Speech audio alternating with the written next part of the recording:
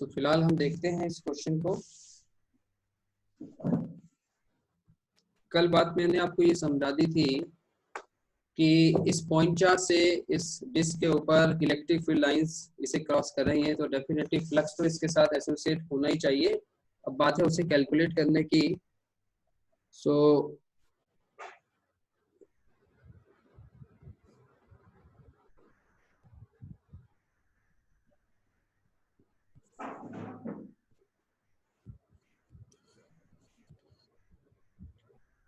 suppose this is the disk,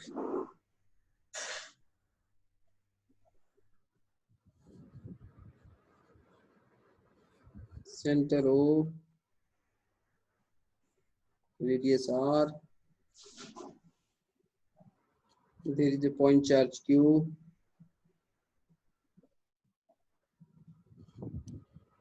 इसका surface दिखाने के लिए इसको फिल कर देते हैं।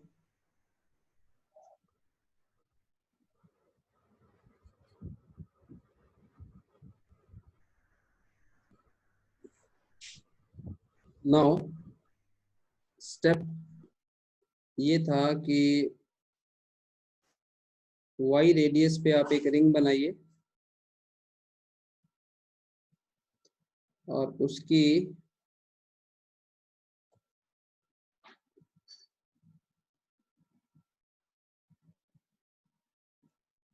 dy थिकनेस दिखा के आप इसको कहोगे small element in the form of ring. ठीक है, और इस रिंग का जो रेडियस है वो कितना है, y।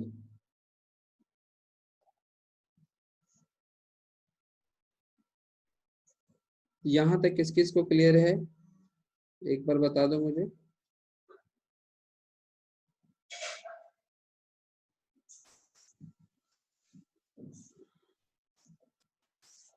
उसके बाद जो इलेक्ट्रिक फील्ड थी मैंने डायरेक्शन आपको बताई थी उसकी, that was along I cap, और ये जो प्लेन है आपका डिस्क का ये था वाई जेड के अंदर। ठीक है, तो यहां से आप क्या करें, इस एलिमेंटल रिंग के ऊपर एक इलेक्ट्रिक फील्ड दिखाएं।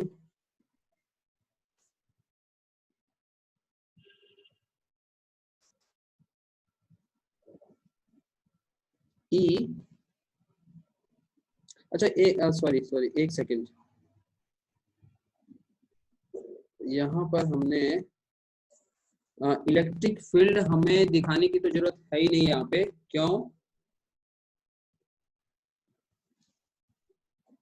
क्यों नहीं दिखाने की जरूरत इलेक्ट्रिक फील्ड, क्योंकि यहाँ पे हमें पता है कि पॉइंट चार्ज की इलेक्ट्रिक फील्ड की डायरेक्शन, पॉइंट चार्ज की इलेक्ट्रिक फील्ड की डायरेक्शन कैसे होती है हमें मालूम है ना। तो वो तो आपको पता है चारों तरफ होने वाली है वो direction. How many of you agree? वो तो आई पे भी है, फिर एंगल पे भी है, फिर परपेंडिकुलर भी है, वो तो हर तरफ ही है ना। तो हमें क्या करना होगा,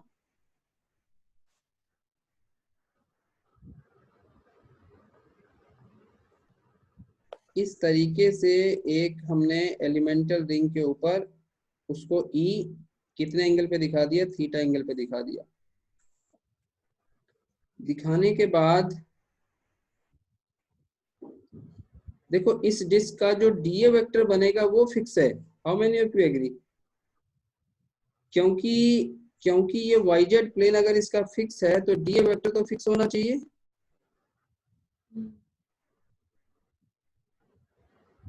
डीए वेक्टर कहाँ जाएगा?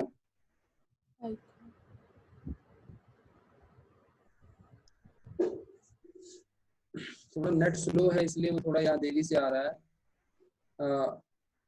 या कह लो ट्रैफिक ज्यादा है इस समय। तो ये आ गया बेटा डीए वेक्टर। ये डीए वेक्टर मैंने किसका बनाया है, ये मैंने बनाया है वो जो रिंग के ऊपर जो एरिया है ये उसका डीए वेक्टर बनाया है। रिमेम्बर डीए वेक्टर किसका, रिंग एरिया वेक्टर।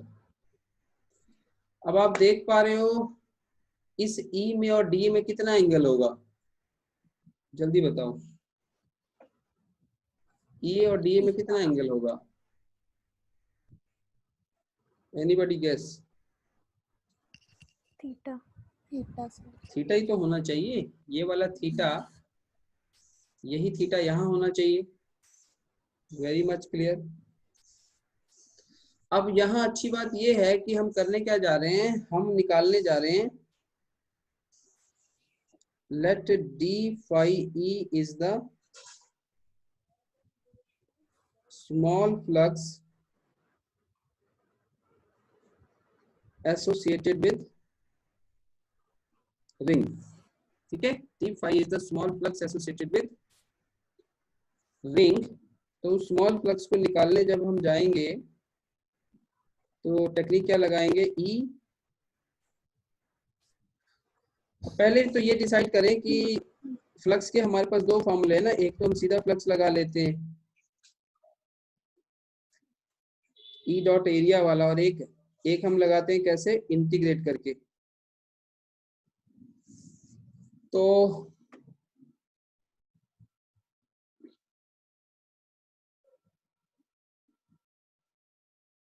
इन दोनों को लगाते वक्त क्या ध्यान में हमें रहना चाहिए, यहाँ E कांस्टेंट माना जाएगा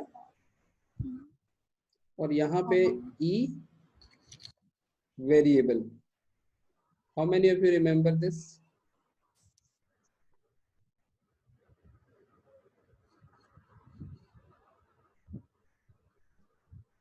ओके, गुड,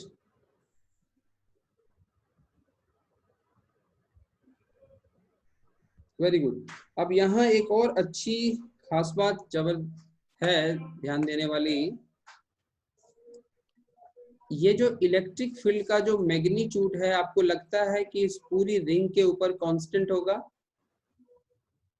इस पूरी रिंग के एरिया के ऊपर इलेक्ट्रिक फील्ड का मैग्नीट्यूड कांस्टेंट होगा? जल्दी बताओ, जिनको लगता है कांस्टेंट होगा हाथ खड़ा करो।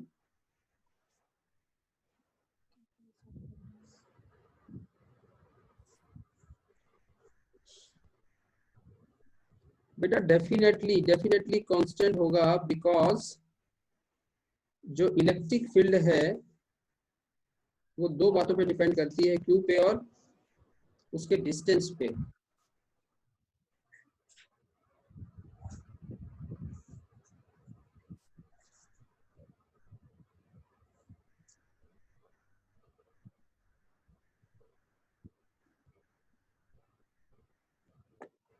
ठीक है, तो अगर वो दो बातों पे डिपेंड करती है तो आप देखो कि Q और R, ये Q और R पूरे एलिमेंट रिंग के ऊपर हर जगह, क्या वो Q तो सेम ही है, ये जो सेपरेशन है ये वाला ध्यान दीजिएगा, ये वाला सेपरेशन कितना हो जाएगा, under root L square plus Y square. आपको नहीं लगता जब भी हम इस रिंग के ऊपर किसी भी पॉइंट पे जाएंगे तो वहां पे ये वाला जो सेपरेशन है, ये वाला जो गैप है, ये जो डिस्टेंस है Q से लेके रिंग तक का, वो सेम ही रहने वाला है? अरे भाई क्योंकि रिंग है ना, रिंग का रेडियस सेम ही होता है हर जगह, हर पॉइंट्स पे। तो इस वजह से जो E है वो कांस्टेंट माना जाएगा, और ये अगर कांस्टेंट माना जाएगा तो हम E और A वाला फॉर्मूला इस्तेमाल करेंगे। सिर्फ फर्क इतना है कि इस A की जगह पे क्या आ गया, D आ जाएगा, and E DA cos theta be able to apply. और इंटरेस्टिंग बात आप सोच लेना, पूरे पॉइंट्स पर जो DA और E में जो एंगल है वो थीटा ही रहने वाला है, आप सोच सकते हो। इसलिए यहाँ पे थीटा का इशू नहीं है, थीटा विल रिमेन सेम। जब आपका ये जो पॉइंट है ना, पॉइंट का मीनिंग ये है कि जब मैंने मान लीजिए यहाँ की बात की, जब मैंने यहाँ की बात की, जब मैंने यहाँ की बात की, ऐसे ऐसे जब मैं इस रिंग के ऊपर घूमता हूँ इस तरीके से जब मैं इसके ऊपर ऐसे मूव करता हूं तो वो जो E और DA में जो एंगल है वो थीटा ही रहने वाला है, दिस विल नॉट चेंज। ठीक है, आप इस चीज को सोच सकते हो। तो अब यहां तक कौन कौन समझ चुके हैं भाई क्या बात चल रही है?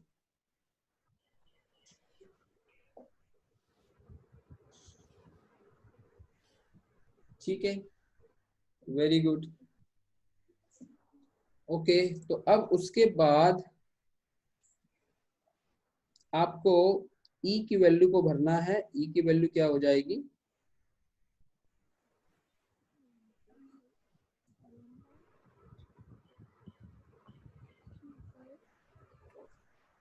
उसके बाद आपको cos थीटा की वैल्यू को भरना है।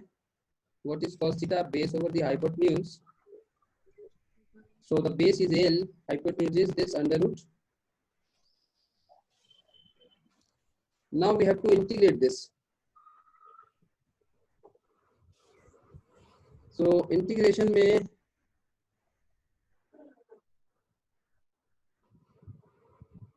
थोड़ा इसको सिंप्लीफाई करें।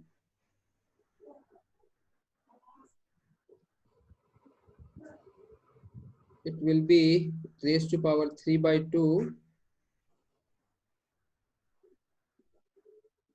Can you identify constant here?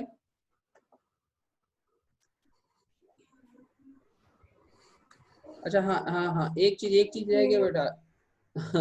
हमने E डाल दिया, cos थीटा डाल दिया, एक चीज रह गया, DA रह गया। DA वैल्यू को भरना रह गया। DA क्या रहेगा यहाँ पे? DA stands for the area of the elemental ring. तो area of the elemental ring को कैसे लिखा जाता है?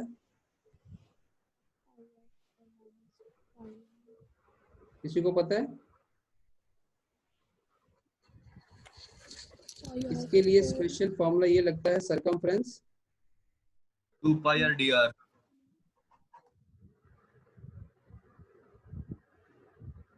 सरकमफ्रेंस मल्टीप्लाई थिकनेस, ये फॉर्मूला लगता है। Yes sir, 2 pi r dr।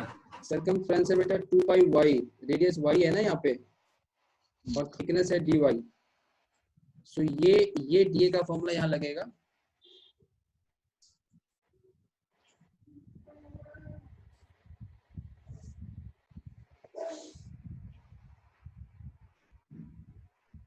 देखो ये लेट पहुंच रहा होगा आपके पास।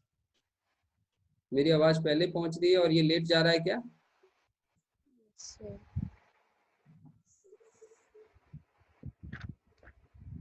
Yes sir.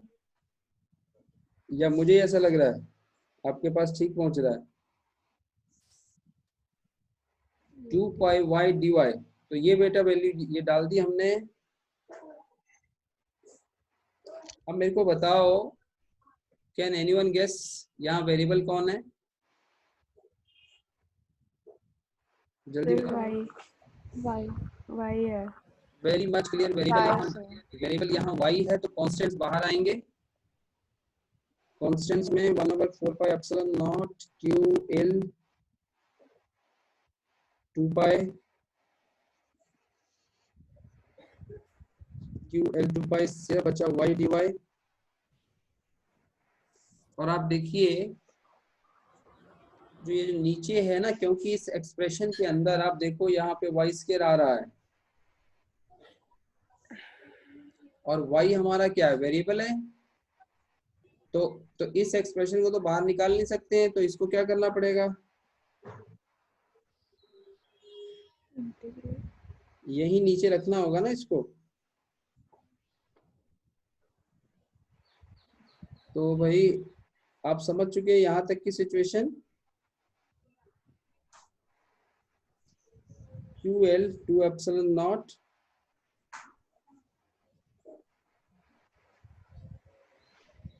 कोई बच्चा यहाँ तक पहुंच पाया था क्या?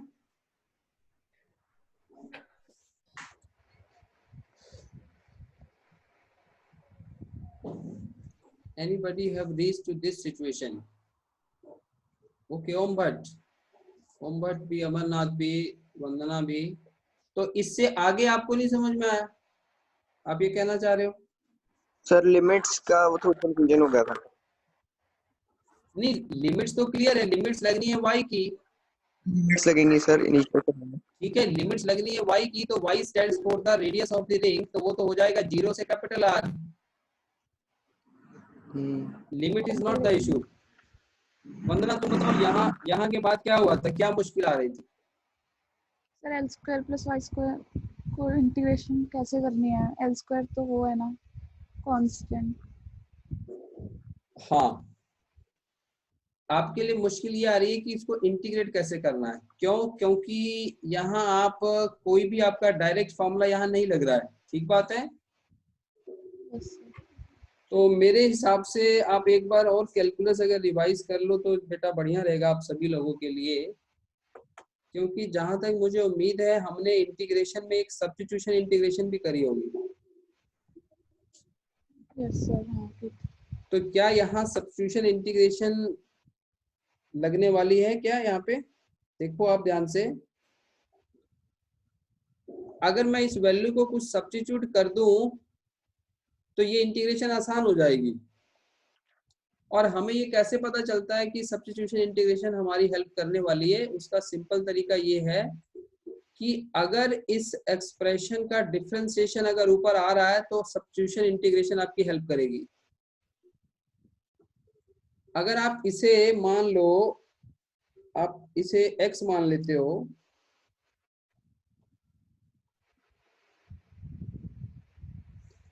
ठीक है, मुझे बताओ इसको जब डिफरेंशिएट करोगे जो इसका आंसर आएगा क्या वो ऊपर है या नहीं है? यस। ये ध्यान से देखना, ये नई चीज सीख रहे हैं आप।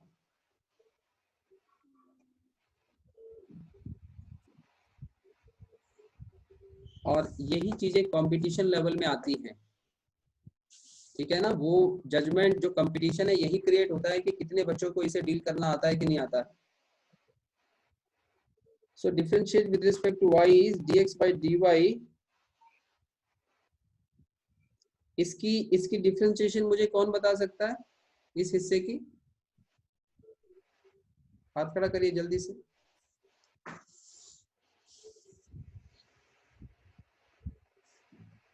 हाँ मेहुल बताओ। सर एल स्क्वायर की तो 0 ही हो जाएगी क्योंकि एल कांस्टेंट है। और वाई स्क्वायर की जब हम लिखेंगे D Y square by D Y तो उसका 2 आगे आ जाएगा और 2y D by D Y बचेगा। हाँ तो dy बाय dy तो 1 हो गया ना, तो सिर्फ 2y बचेगा। Yes sir. उसके बाद dy ऊपर। अब मैंने आपसे जो कहा था कि हमें कैसे पता चलेगा कि इसमें सब्स्टिट्यूशन मेथड हेल्पफुल है, तो आप देखो इस एक्सप्रेशन को डिफरेंशिएट करके यहाँ पर ये जो y dy बन रहा है, क्या ये ऊपर आ रहा है? आ रहा है कि नहीं आ रहा बेटा? पहचानो जल्दी। यस सर आ रहा है। तो यही वो हिंट है जिससे पता लगेगा कि ये सब्स्टिट्यूशन मेथड हमारी हेल्प 100% यहाँ पे करने वाला है, ठीक है। तो अब आप देखो आगे और बढ़ने से क्लियर हो जाएगा। So what I will do, एक तो हम ये करेंगे सब्स्टिट्यूशन कि L square plus Y square को हम x मान लेंगे, और उसके बाद y dy को हम क्या मानेंगे?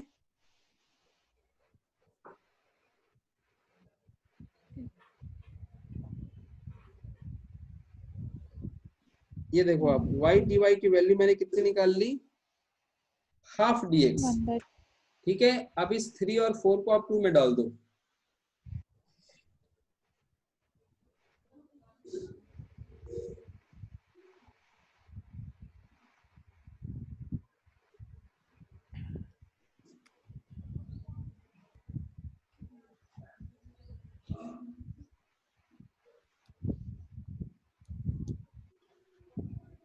सो y dy प्लेस पे क्या आ गया आपका? हाफ dx, और नीचे आपका क्या आ गया? x रेज टू पावर 3/2, ठीक है। अब ध्यान से समझना बेटा, मैं अभी यहाँ लिमिट में यहाँ नहीं लगा रहा हूँ, मैं लिमिट बिल्कुल लास्ट में लगाऊंगा जाके। जब मुझे जरूरत पड़ती है ना अपर लिमिट और लोअर लिमिट डालने की, उस समय मैं यहाँ लगाऊंगा। उसके पीछे खास कारण है, क्योंकि जैसे ही मैंने y को x में रिप्लेस कर दिया, मेरी यहाँ लिमिट्स बदल चुकी हैं। आप समझ रहे हो? अब मेरे लिए वेरिएबल y की जगह कौन हो चुका है यहाँ पे, इस इंटीग्रेशन में x हो चुका है, तो मैं यहाँ लिमिट 0 से r नहीं लगा सकता। How many of you agree?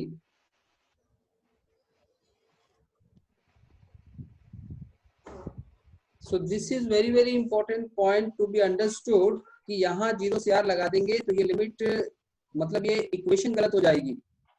Clear? तो हमने उसका सोल्यूशन ये है कि यहाँ लिमिट मत लगाओ, बस आगे चलते जाओ और पहले से इंटीग्रेट कर लो।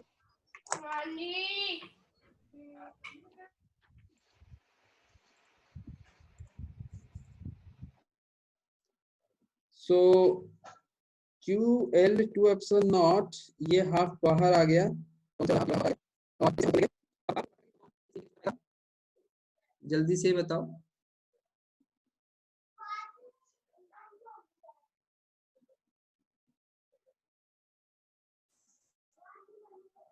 ठीक है, you can see how much easier this integration is now. तो ये फायदा है हम इस तरीके से इंटीग्रेशन मेथड आने का कि जो इंटीग्रेशन आपसे हो नहीं पा रही थी अब वो इजीली हो जाएगी। So it's integration is this,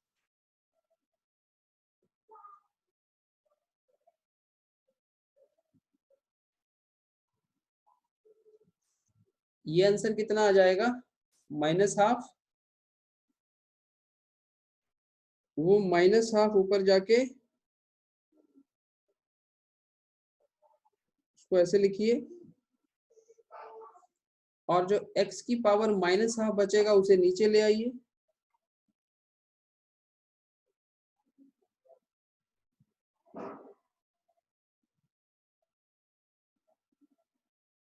So again this 2 get cancelled, -QL 2 epsilon naught। मैंने अभी भी लिमिट नहीं लगाई है। अब ध्यान देना, x को हमने क्या माना था, ध्यान देना x को क्या माना था हमने, L² + y²। तो मैंने इस लोकेशन पे दोबारा x की वैल्यू को डाल देना है। क्यों डाल देना है? क्योंकि अब हमारी इंटीग्रेशन हो चुकी है, अब यहाँ डाल के हमें कोई दिक्कत नहीं है।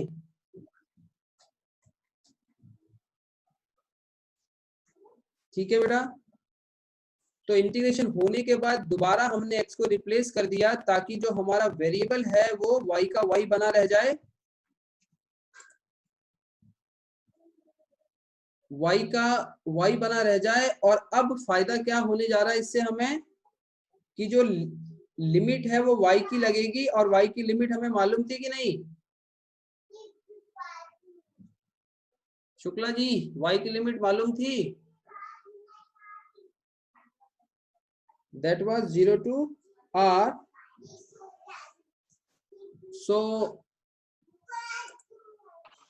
so now we have to put upper limit minus lower limit।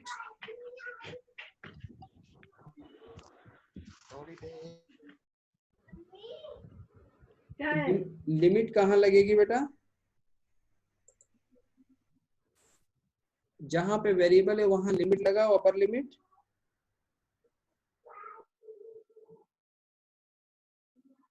और लोअर लिमिट। अब इस चीज को सिंपलीफाई कर लीजिए।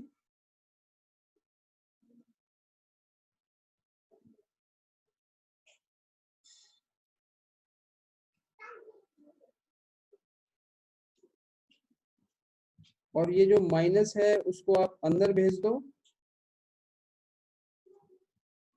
या इवन -L को आप अंदर भेज दो। सो Q/2 एप्सिलॉन नॉट, -L को अंदर भेजेंगे तो यहाँ 1 बचेगा, -L/, स्टेप्स देखते हुए जाना। बोलो कौन कौन यहाँ तक पहुंच जाएगा।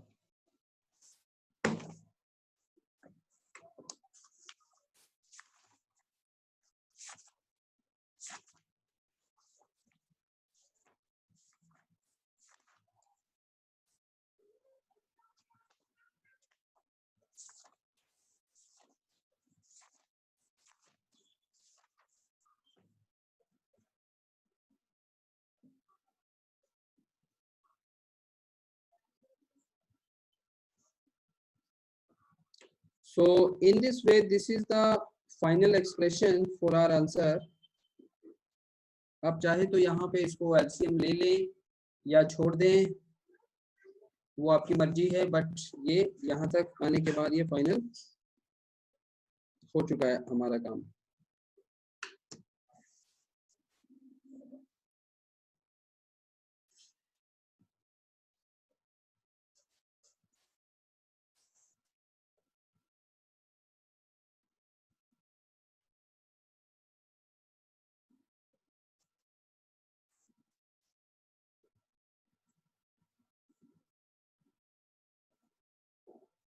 ठीक है, ओके फाइन।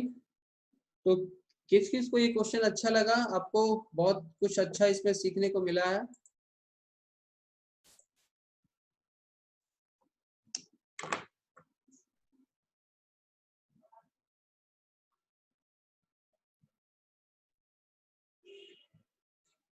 ओके, तो अब जो एक पोर्शन था हमारा calculation of electric flux without the help of Gauss law, वो हमने कंप्लीट कर लिया है।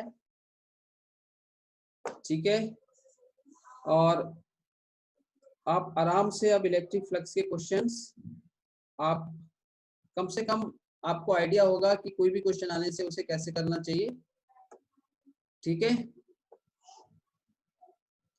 अब ये बताओ किस किस के नोट्स कंप्लीट है? जितना मैंने काम करा दिया है सारा कंप्लीट है आपका अभी तक टोटली?